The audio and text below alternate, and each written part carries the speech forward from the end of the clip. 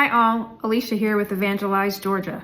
What I am going to share with you is an incident that I am sad to report actually happened among evangelical, gospel-believing, Bible-reading, Bible-teaching Christians here in the United States of America. And this is just one example of the widespread rebellion and perversion that is tolerated, enabled, and even celebrated among professing Christians today.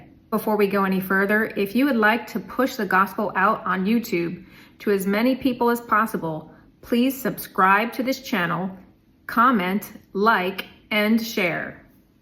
If what I am about to share with you does not prove that we are living in the end times, the days of Noah, then I don't know what will. If you are wondering, the woman in the title of this video is me. I recently had to confront a very senior elder of a supposed Christian church about an issue regarding drag queen events. This all began when myself and a group of mostly Christians were planning a group event, and we needed to find a venue for this event. This senior elder, as well as other professing Christians, without my knowledge, approved of the booking of a venue that hosts drag queen events and publicizes those events on the business's Facebook page and website. When I learned about this booking, I went and researched this venue, and I was met by pictures that I cannot and will not ever post for anyone to see because they are so inappropriate. When I brought these pictures to the attention of the others in the group, including this elder and other professing Christians, they immediately turned on me, rebuked me, persecuted me, and even said curse words to me. They tried to bully me, silence me, and coerce me into complying with their choice of venue. In all fairness, when I showed the pictures to the elder, he did double down a little bit, but he still stood by his position that the selected venue was the best place to host the event. I would say that I can't believe that this incident has happened among professing Christians, but the Bible tells us to expect persecution even in the church, because persecution begins with the household of God. Jesus himself told us in Luke 17 that the end times would be like the days of Noah and like the days of Lot before God destroyed Sodom and Gomorrah. Well, folks, we are living in those days. You may think that the world has always been wicked, and it has, but the level of rebellion against God and his created order of man and woman, and the perversion of monogamous heterosexual marriage is at an all-time high. In these end days that we are living in, people are going about their business as usual, even in the church, just going about church business as usual, without seeing how wicked we actually are, even within the church, and how close we are to the judgment of God, the Great Tribulation, that time of testing which will come upon the whole world. Pray that you may be counted worthy to escape that time. What I am about to share with you is just one example that proves that within the church, things are so corrupt that the only explanation can be that we are living in the days of Noah. And I'm not talking about the Catholic Church, which has always been apart from God and in rebellion against him because of the teaching that you are saved by works or good deeds, as opposed to what the Bible clearly teaches, that we are saved by grace. Please read Ephesians chapter 2, verses 8 through 10, and many other passages on the topic in the Bible. At this time, I would like to take a minute to say that I love the people in the drag community. In fact, I love them so much that I am willing to suffer insults to present the gospel to them with the hopes that they will hear, come to faith in Jesus Christ, and be saved from an eternity in the lake of fire known as hell. And I very much empathize with the people who are trapped in the drag community. In fact, some of them are so trapped, they don't realize they are trapped, deceived into thinking that what they are doing is okay and even good in the eyes of God. And that's just how sin works. I know this because I was the chiefest of sinners before Jesus saved me. My prayer is that every single person in the drag community will be saved by Jesus Christ by trusting that his blood poured out on the cross pays for their sins and has the power to transform them. That Jesus, because he is God in the flesh, is the only one whose blood can transform them, clean their souls. And Jesus is the only one who can resurrect our bodies at the resurrection. When the trumpet sounds, Jesus will speak the command, and the dead in Christ will rise first. Then those of us who are alive and remain will be transformed into our resurrection bodies and caught up to be with Jesus and all the other saints forever.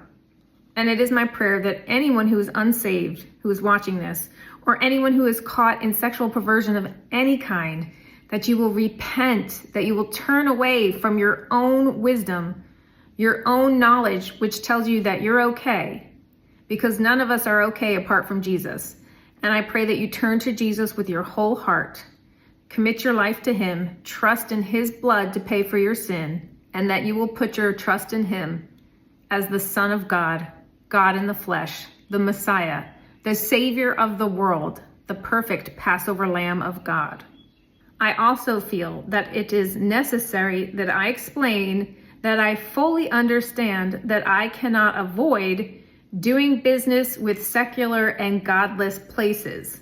But not every godless business goes around flaunting and celebrating its rebellion against God and perversion on the internet. As a Christian, when I go out and do business in the world, when I go into a store or a restaurant, I follow the food sacrifice to idols rule. This comes from 1 Corinthians chapter 10, verses 27 through 30. And I will just read a couple of those verses. If one of the unbelievers invites you and you want to go, eat anything that is set before you without asking questions for conscience sake. But if anyone says to you, "This is meat sacrificed to idols," do not eat it, for the sake of the one who informed you and for conscience sake. Here, Paul is instructing Christians that when they are dealing with non-Christians, especially in regards to accepting an invitation to a non-Christian's table, you are to eat and to interact without asking any questions about where the food came from. But if someone announces that you're eating food that's been sacrificed to idols and you are a Christian, you should not eat it at that point. Because at that point, you are informed. You are aware that what you are doing would be a sin. Up until that point, you were uninformed. You were simply partaking in a meal. And once you become informed about the nature of what it is you are consuming, what it is you are giving consent to, and you understand that it has been used for godless purposes, if you knowingly partake or support it or consume it in this case, you are sinning against your own conscience. And I would suggest you are also rebelling against God at that point.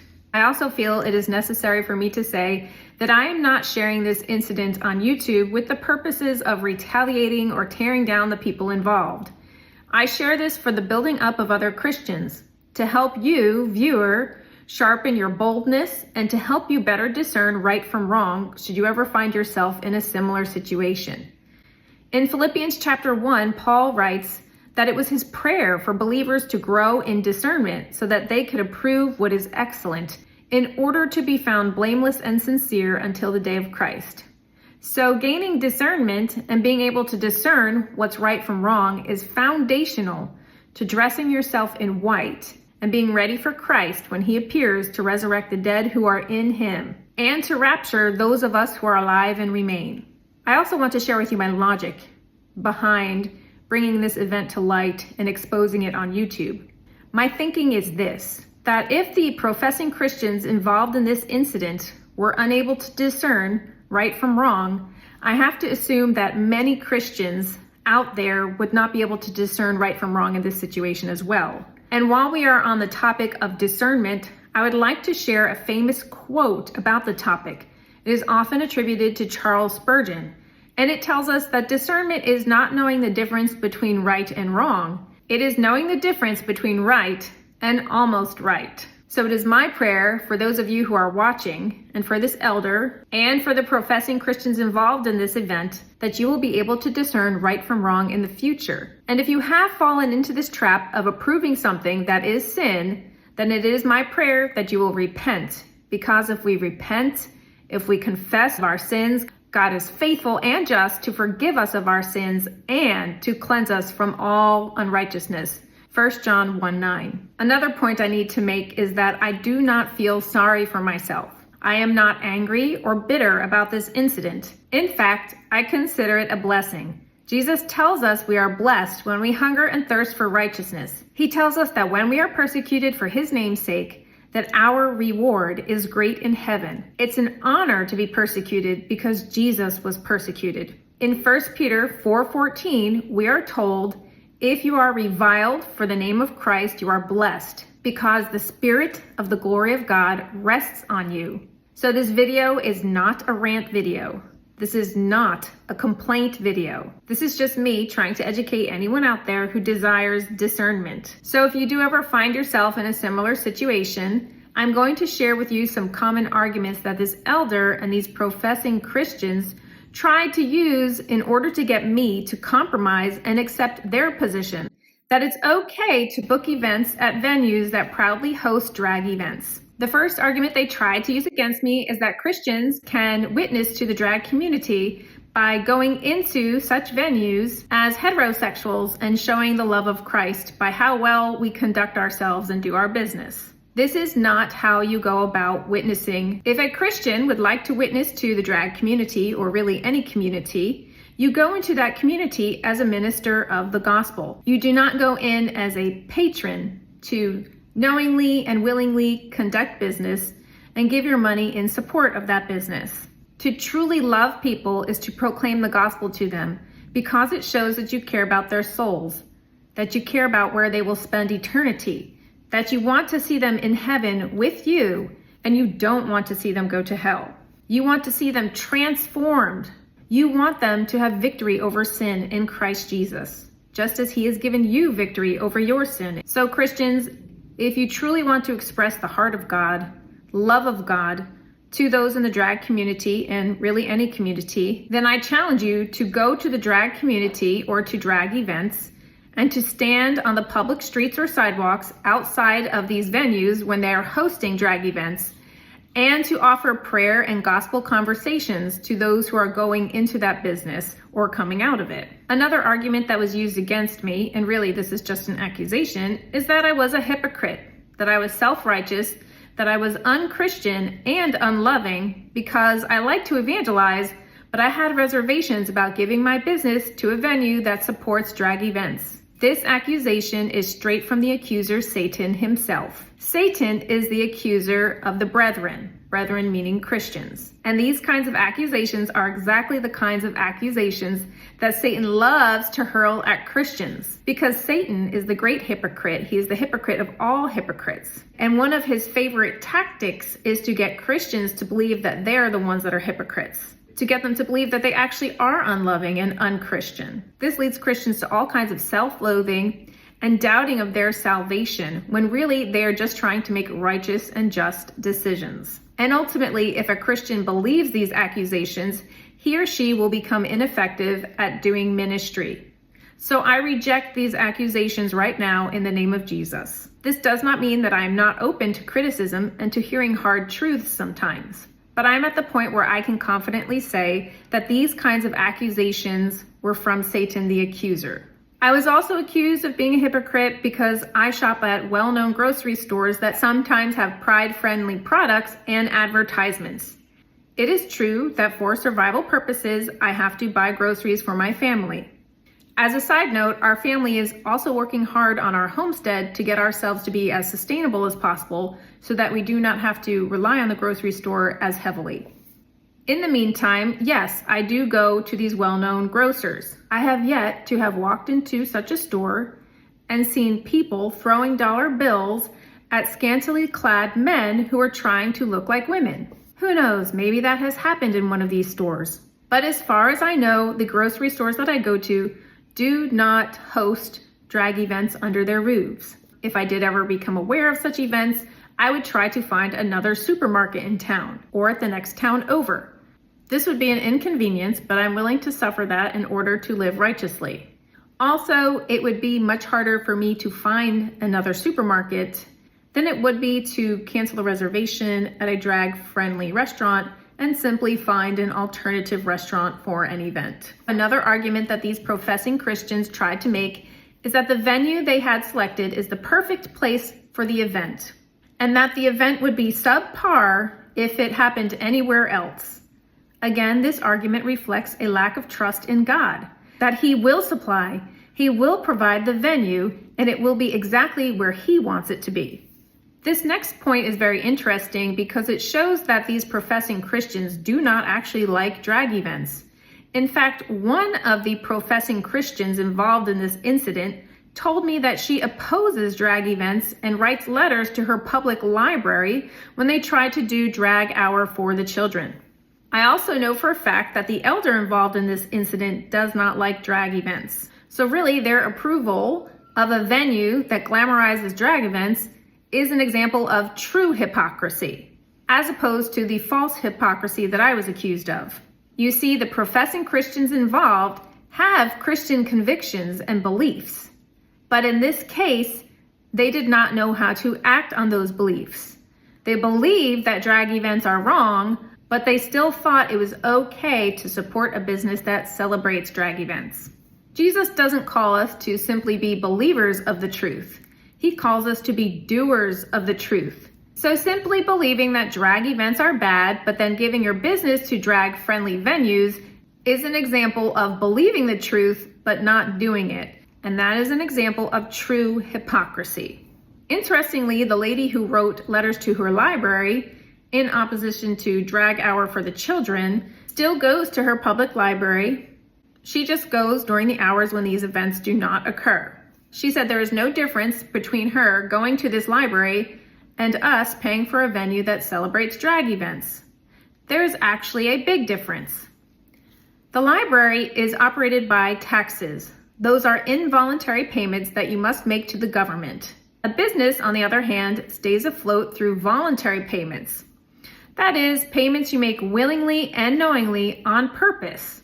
Also, in any given town, there is only one library, maybe two, whereas there are many venues and shops and restaurants in any one town. It is much easier to simply cancel the reservation at one venue and to book a different one than it is to find another public library that is free of drag events.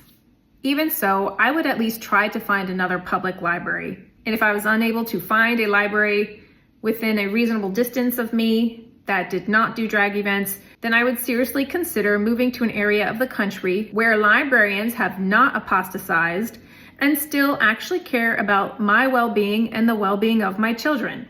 These professing Christians also told me that I will never find a venue that doesn't do bad things. Again, I go to the 1 Corinthians 10 test, which I have already talked about. And also I'd like to say that this kind of attitude is a defeatist attitude.